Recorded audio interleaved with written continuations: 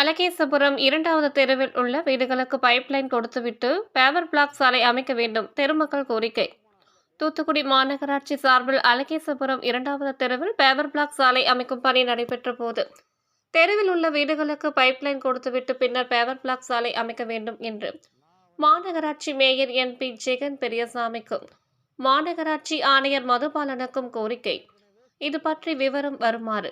தூத்துக்குடி மாநகராட்சி முழுவதும் உள்ள வீடுகளுக்கு தற்போது புதிதாக குடிநீர் பைப்லைன் அமைப்பதற்கு சமீபத்தில் போடப்பட்ட தார் ரோடுகளை வெளிமாநிலத்தை சேர்ந்த கூலி தொழிலாளர்கள் உடைத்து வரும் நிலையில் தூத்துக்குடி அலகேசபுரம் 2வது தெருவில் புதிதாக பேவர் பிளாக் சாலை அமைக்க முடிவு செய்யப்பட்டு அப்பணி துவங்கிய போது அத்தெருவை சேர்ந்த பொதுமக்கள் ஏற்கனவே குடிநீர் பைப்பினை ஒவ்வொரு வீட்டு முன்பும் கனெக்ஷன் கொடுப்பதற்கு தயார் நிலையில் உள்ளதால் ஒவ்வொரு வீடுகளுக்கும் கனெக்ஷன் கொடுத்த பின்பு செய்திகளை உடனுக்குடன் தெரிந்து கொள்ள தமிழ் நேஷனல் நியூஸ் சேனலை சப்ஸ்கிரைப் செய்யுங்கள் மற்றும் பெல் பட்டனை அழுத்தி விடுங்கள்.